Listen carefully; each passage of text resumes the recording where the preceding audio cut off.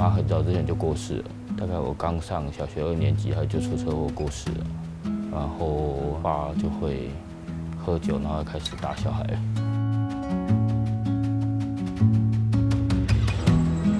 我好像也不知道我要去哪里，坐着坐着直接睡到终点站了。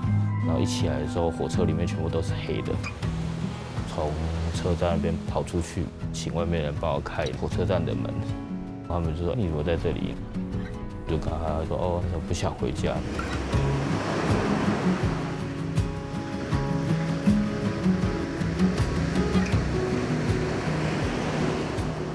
无家者为什么会流浪呢？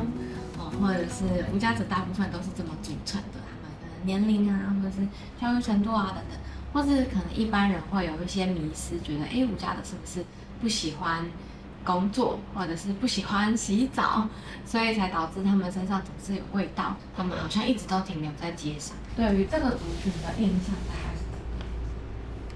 就感觉他们一直在睡觉。高中的时候，眼前是搭火车，会有一个出发的火车站跟到的火车站，然后2个车站也都是依然比较多游民聚集的地方。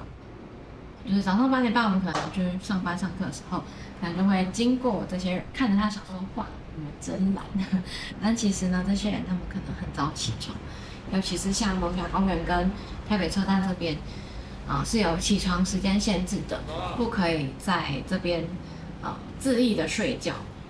再加上他们早上其实要找工作，会有一个教工站，那这个教工站是有固定时间工头会来点人的，所以这些人可能他们5、6点就已经起床了，只是这一个人他刚好没有找到工作，所以他回来这边补眠休息，被我们看到而已。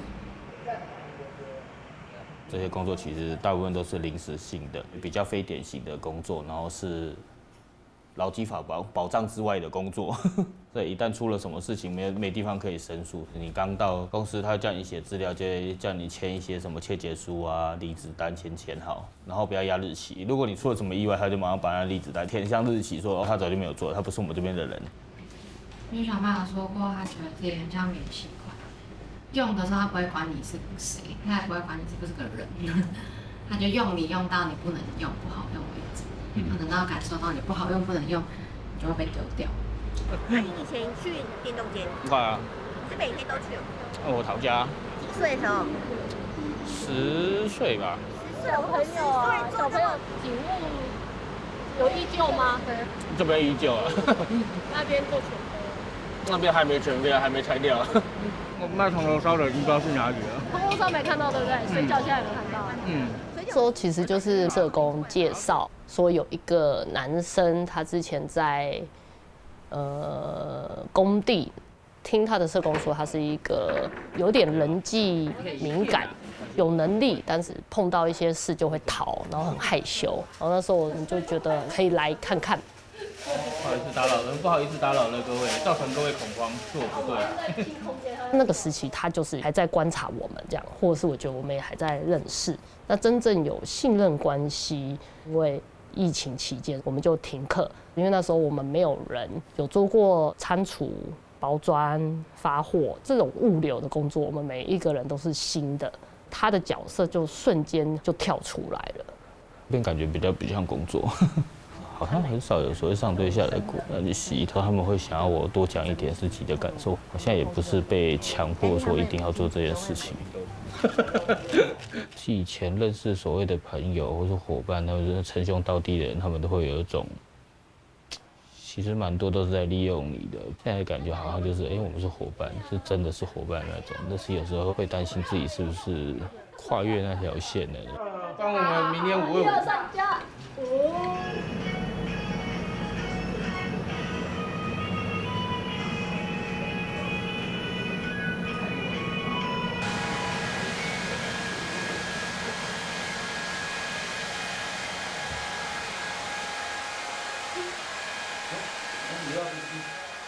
我们平常就是在做免费热水盥洗跟物资领取的服务，如果有需要的话，我们也会提供他一些福利的资讯，然后可以跟他们一起建立人际关系啊，然后去培养社会互动。小潘他就是做一个书屋协助，因为每一个人洗澡出来都要清扫一次浴室，那小潘可能就会在洗澡的人出来之后做一个清消，他收店的时候他就会做整体的清洁，补沐浴乳这些，然后补完之后他就会来上明天要发送的物资。他一开始是被社工迎接过来万华这个地方，然后所以他是一个服务对象的角色。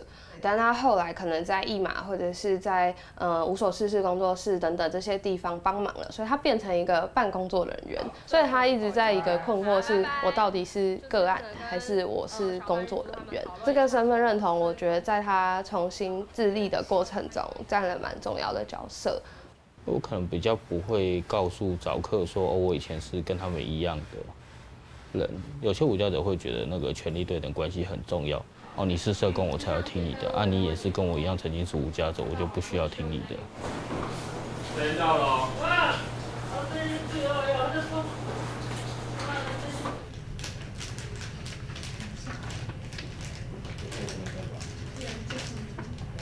我在看小潘的作品的时候，好像有一个蛮细腻而且贯穿的东西，是小潘跟这个世界的关系，用他的眼光跟这个世界相处，或者是跟这个世界上的人相处，各个时期的心得，好像有一个蛮温柔的眼光嘛。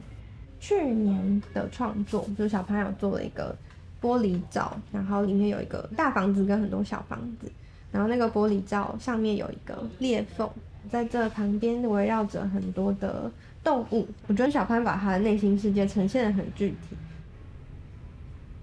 裂缝代表感觉好像可以跟他们靠近一点，但是有时候觉得说他们真的有想要我靠近他们吗？还是或者觉得说好像我自己靠近他们是比较不安全的状态。好像说应该本来就裂开了，只是里面的我到底有没有想要冲出去了？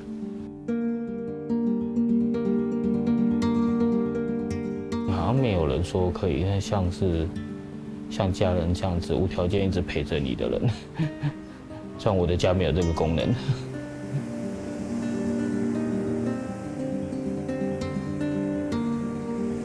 我生母是我爸的亲妹妹，好像当年未婚生子。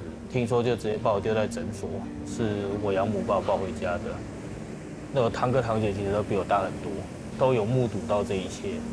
乱讲话，叫我去叫我养母说什么，你去叫她舅妈。从那个时候就觉得好像这里不是我家了。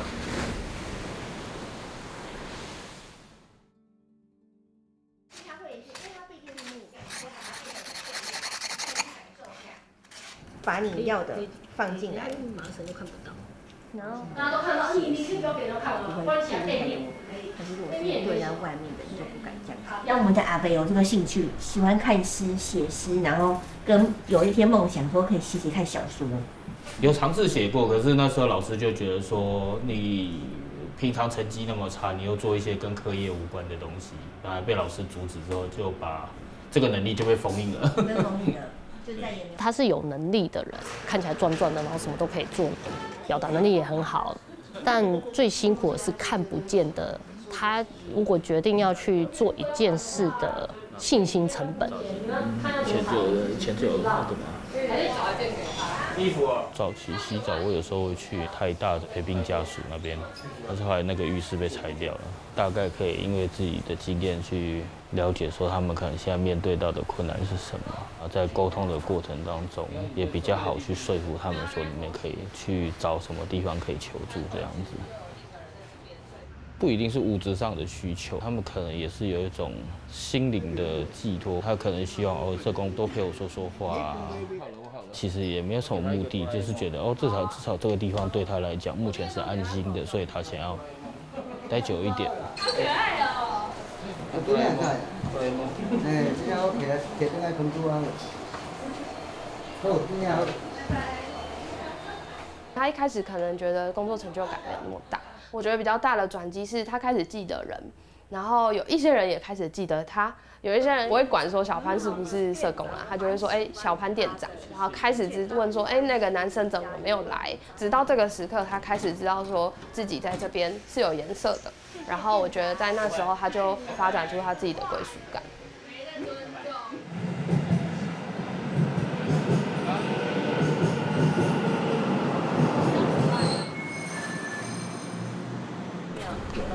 家到了，告诉你，现在不是我们家住，是那个干妈店。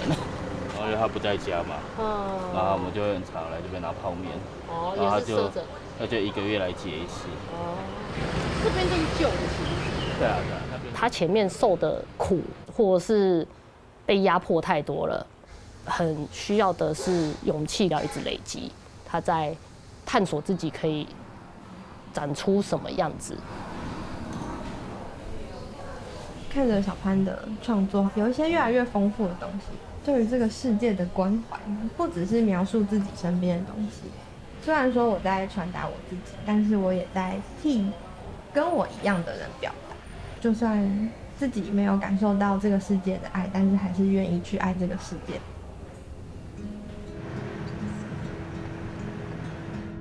其实很多的无家者，他们都在为自己的生活努力。我必须要省钱，所以我睡在路边。早上我还是去工地工作，或者去举牌之类的。这群人他只是少了一个家而已，那你为什么要把他排除在外？有一些福利的时候，这群人就是你不符合资格。当有东西开始要承担一些事情的时候，这群人反而又被拉回来说，你们也是我们的一份子，你要跟我一起承担这件事情。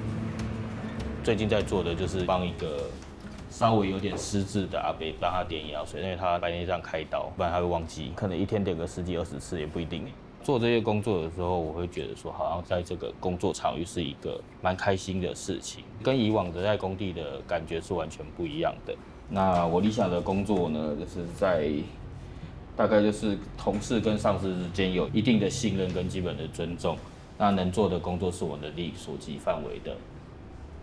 然后也可以在从工作中看到这些意义跟成效。